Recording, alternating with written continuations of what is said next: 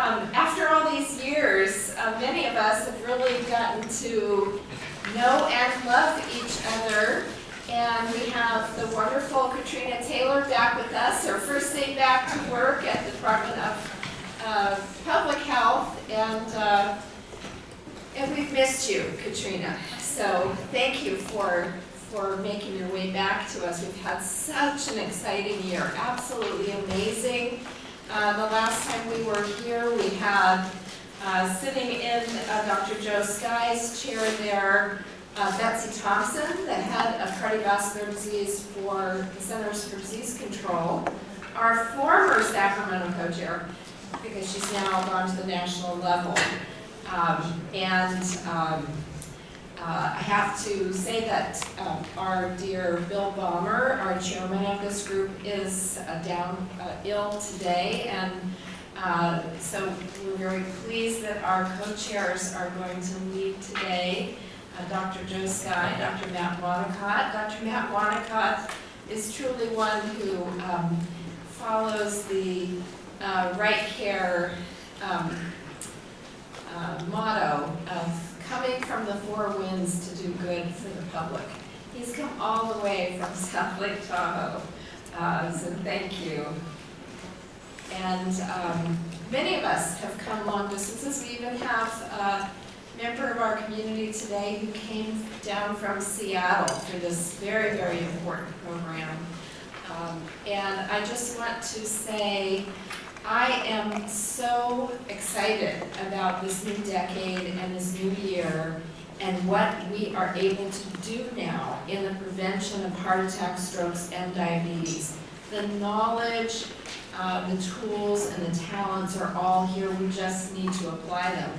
So before I ask our wonderful young energy trainees to send the microphones around for you all to introduce yourselves, I'll just say that I hope that you all will continue to learn things in this room that help you in your practices as well as in your lives to be healthier, to live longer, healthier lives. Now, I have to say my favorite story that I read over the weekend was of a 108-year-old whose name escapes me, but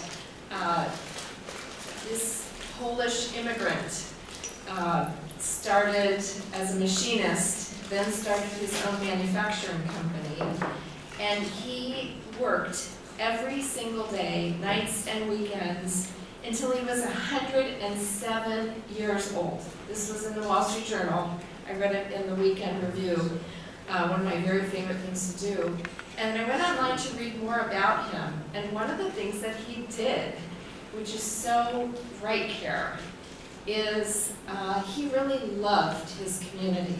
And he reached out to help immigrants as they were coming into the country. He would go down to the boats and recruit Polish immigrants because he spoke Polish, and he would bring them to his company, help them through school, help them with their health care, and it grew into a huge, successful company.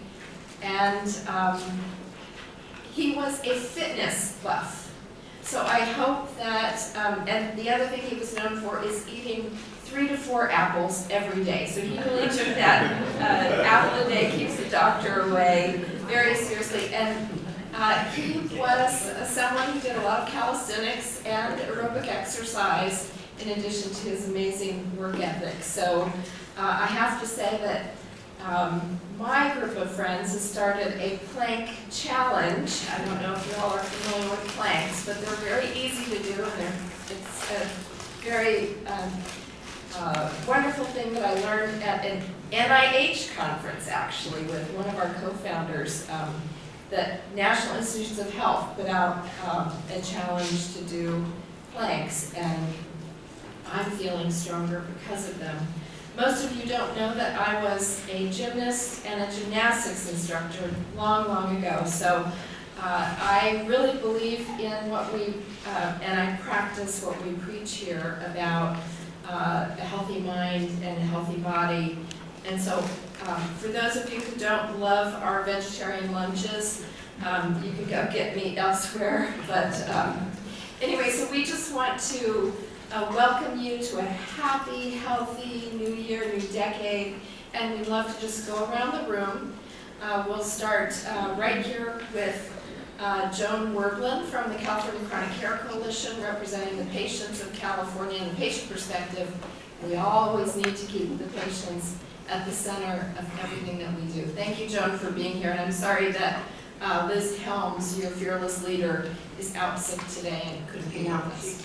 She's been ill for a few days. I am with the California Chronic Care Coalition. I'm currently the president of the board of directors.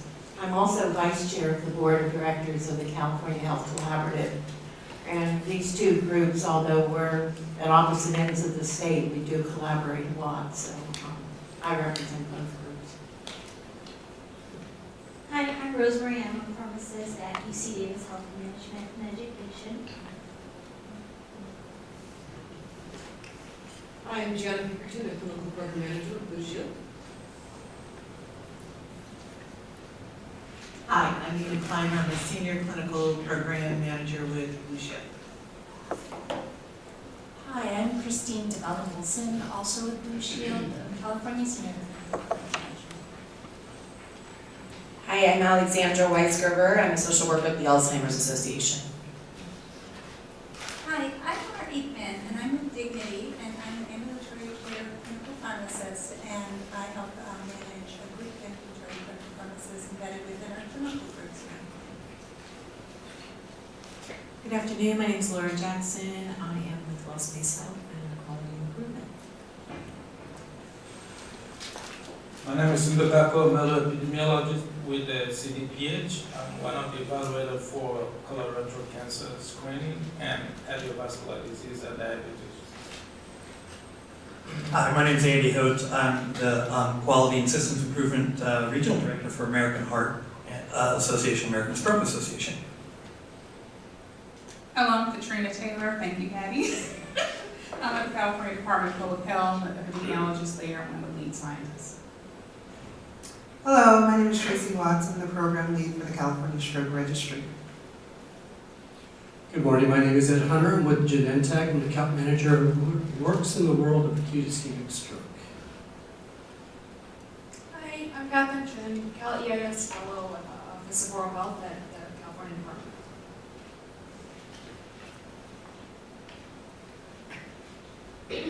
Good morning, my name is Nordy Williams, and I am the program lead for the California Colon Cancer Control Program and the California Wellness Plan Implementation Program at CDPH. Good morning, my name is Yadin Gomez. I'm currently the Alzheimer's Disease Program Coordinator at the California Department of Public Health, and previously I had the privilege of interning at the UC Davis Alzheimer's Disease Center during my social work program. Thank you for being here. Hi, I'm Terrence Kelly. I'm the scientific lead for the Stroke Registry with the California Department of Public Health. Hi, I'm Angie Reed. I'm the lead for the Alzheimer's Disease Program at CDPH. Hi, I'm Paul Muskowski. I'm an endocrinologist and regional medical scientist for Novo Nordisk. You guys are doing interesting stuff. Good morning, I'm Patrick Shea, Chief Medical Staff at David Grant Hospital, Travis Air Force Base. Thank you for your service. Thank you. Hi, I'm Rita Das, a neurologist with Martin Health in South Lake Tahoe. I'm Barbara Welcher with Sutter Medical Center. I'm a nurse practitioner with a stroke. Hi there, my name is Hong Sandu, pharmacist with UC Davis Health. Good afternoon. My name is Rich Otley. I'm the neuroscience coordinator for Orsi General Hospital. Dave Herbert, I'm the CEO of Sutter Physicians. Hi, I'm Ramiro Zuniga. I'm the VP Medical Director for the medical line of business with California Health and Wellness and Health Network of California. Tom Leonard, Sutter, Population Health Services, Telephonic Disease Management. Hi, I'm Samora RN, Disease Management, Sutter Health. Susan Hansen, I'm a medical scientist at Neurology.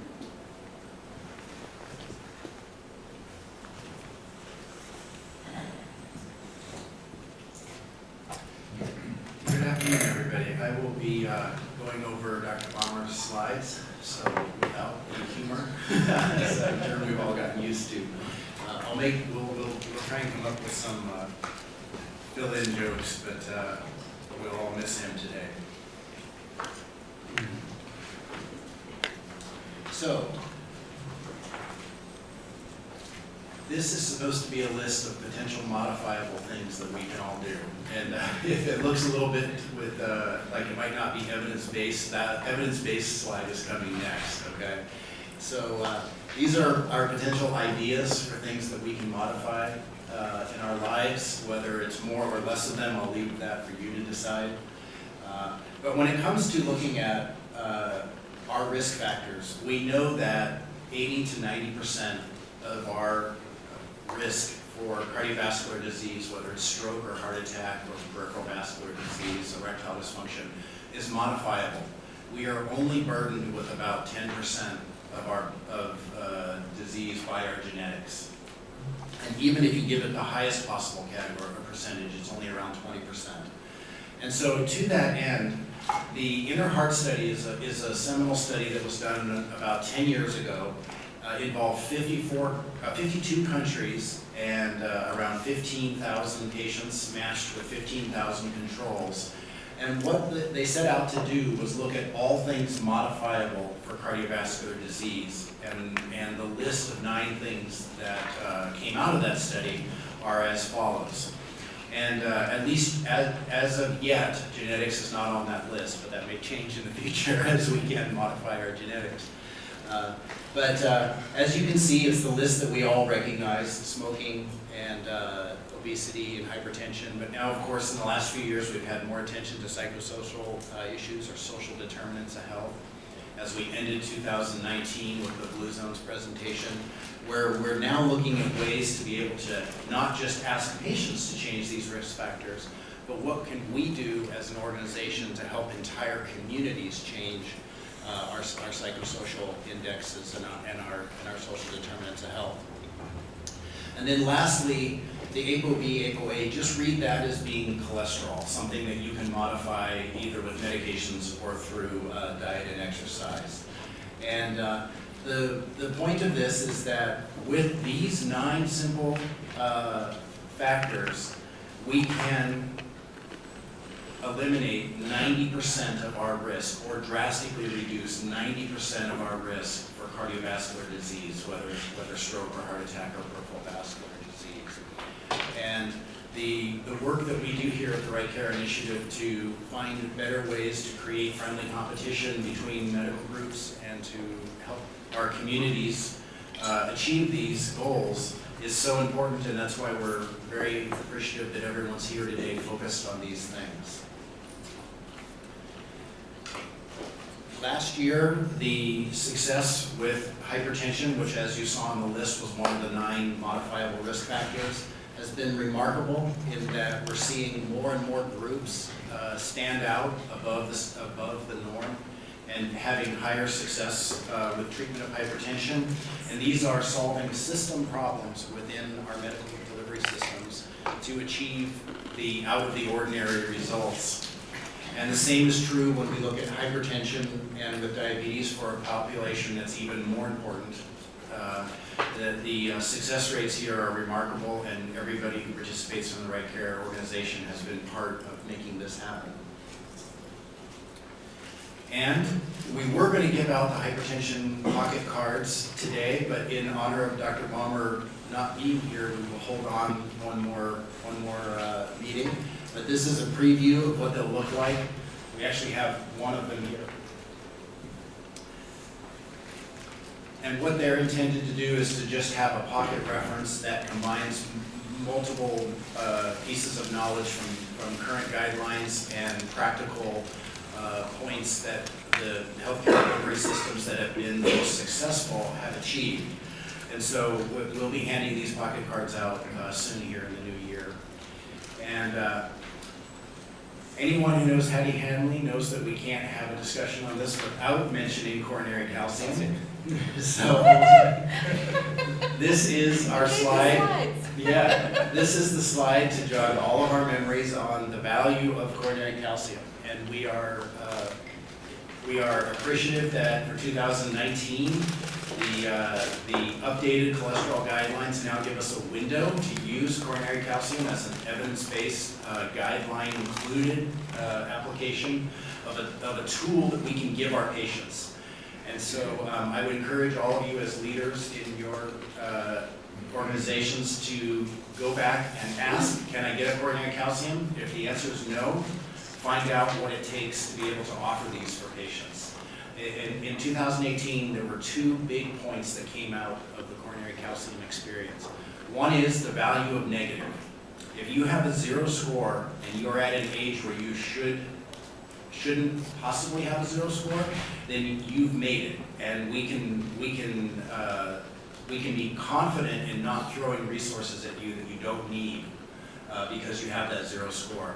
And then if you unexpectedly have a higher than 0 score, we know that we really do need to give resources to you above and beyond what other guidelines would suggest. And so the coronary calcium is something that really delineates people into the appropriate category. And I would encourage everyone to look into coronary calcium. And that's all I have for Dr. Palmer's slides. And again, we're sad that he wasn't here. We'll give the hypertension cards out soon.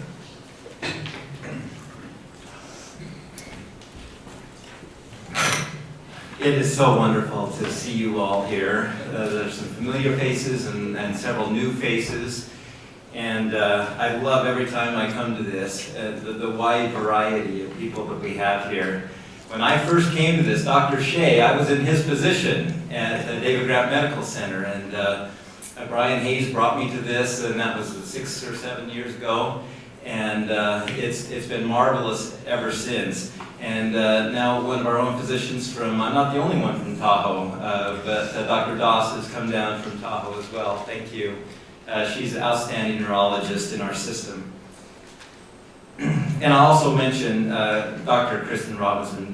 You missed the introductions, but Chief of Chronic Conditions Management at Kaiser.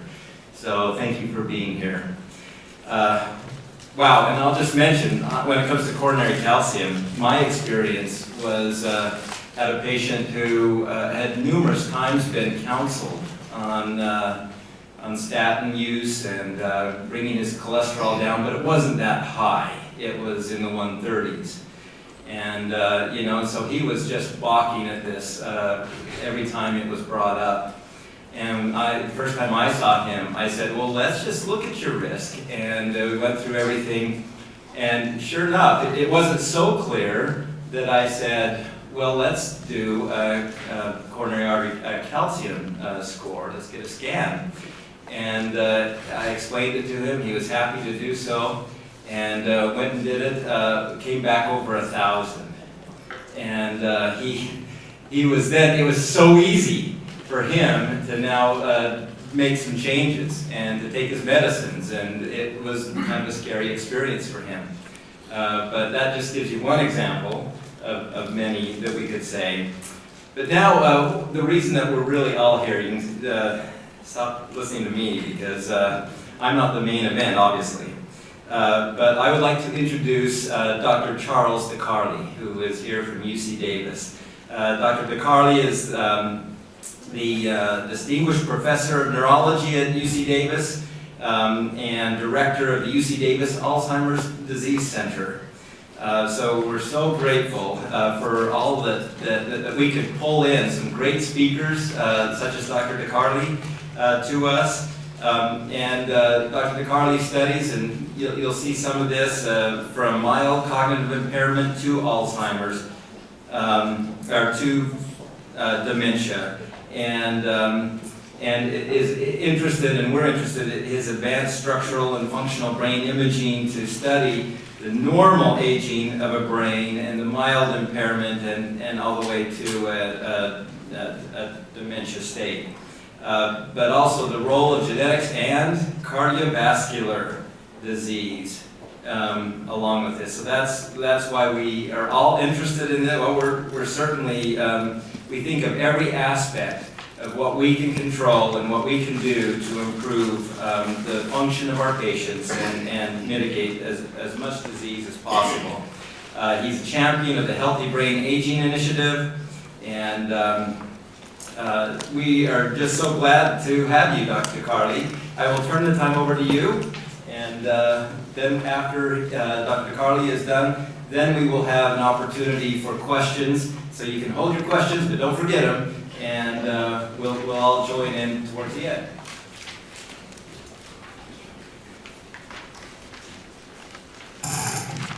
Actually, I'm really honored and grateful to be invited to talk to you all. Bill Bomer came to one of my talks, and I'm sort of just recycling one of my talks. I'm Italian. What does that mean to you all? I interrupt people. Please interrupt me. You don't need to wait until the end. I think it makes it a less dynamic discussion. You're all trying to wait until you have an opportunity, because I'll say some stuff that may seem controversial. Most of it's probably not, but anyway. So I'm going to talk about Life Simple 7. This comes from Donald Lloyd Jones. How many of you know Donald Lloyd Jones by reputation? Okay.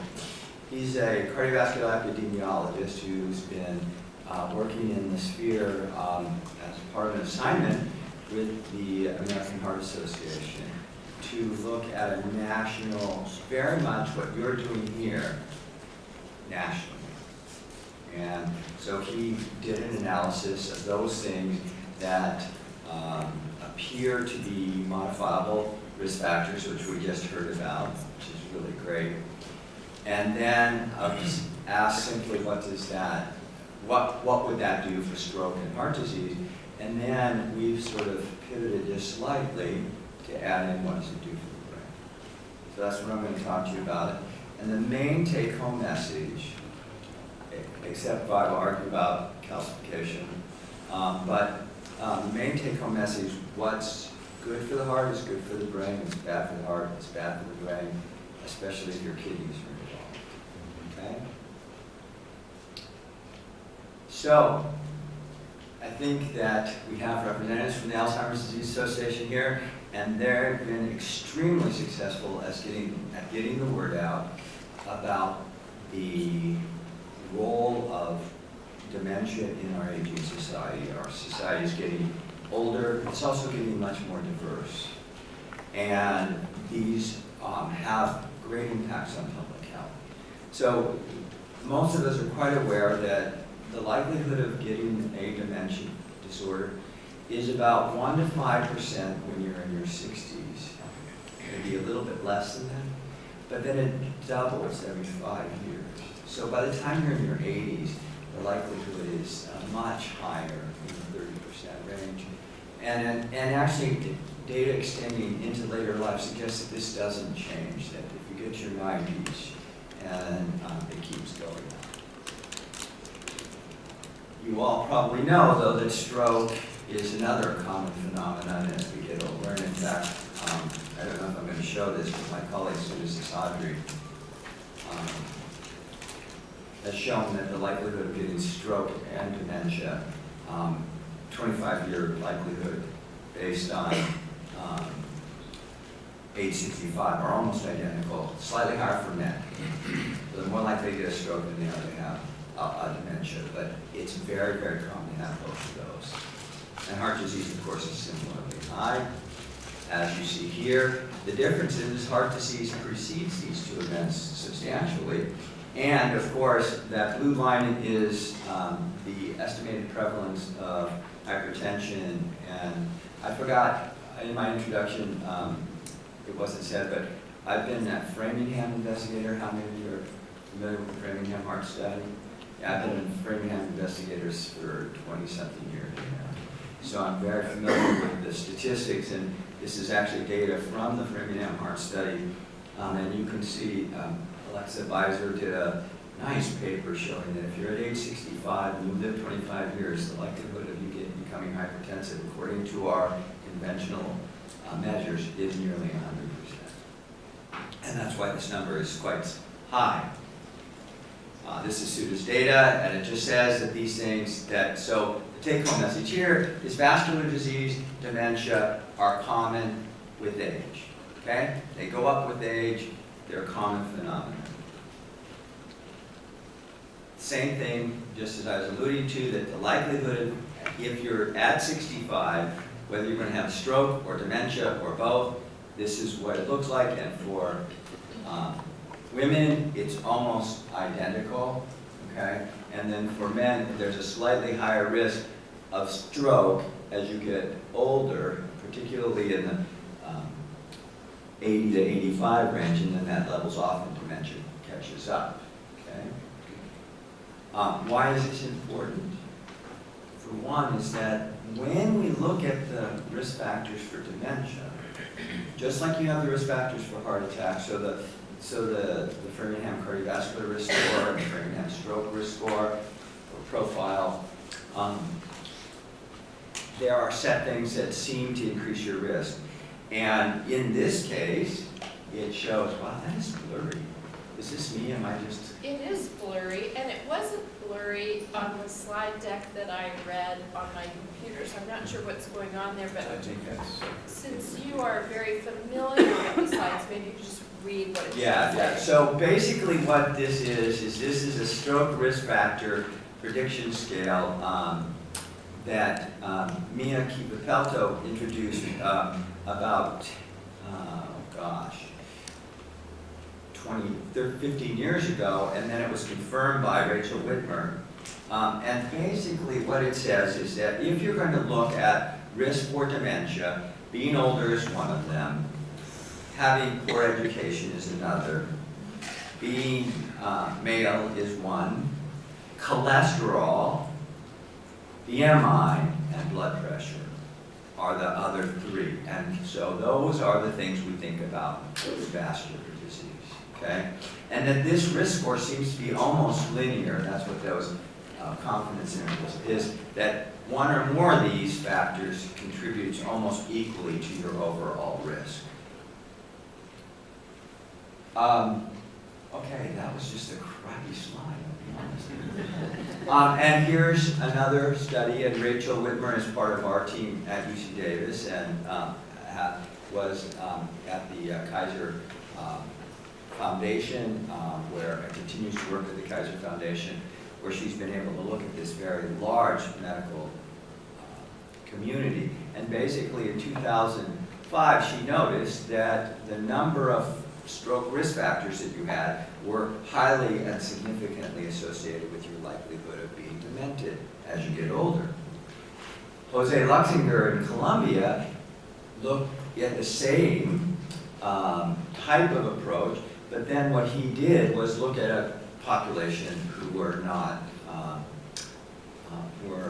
non-Caucasian, and you can see that it's a little hard, but the risk for Caucasians is about 3 times that, whereas it is almost 4 times that for non-Caucasians. Why would that be? I'll get to it. But I'm glad you asked. So one of the things we know about is that when we look at the pathology of dementia, this is what people die with, okay? Now what does that mean to you all? It means that when you look at pure Alzheimer's disease, it's this little thing right there. That very few people die with dementia and have just Alzheimer's disease. Now if you're 43 years old and you have a rare form, hereditary form, so Alzheimer's disease is fully capable of causing a dementia and neurodegeneration, and it is a tragic disorder of young people. And it is a tragic disorder of young people. However, as we get older, and this is some data from the Rush group that about mean age of 80, what you see is something else happens, and that is that Alzheimer's disease plus vascular disease, Alzheimer's disease plus vascular plus another are 81%. So people have vascular disease in their brains. And in fact, if you just count up the number of people who have vascular disease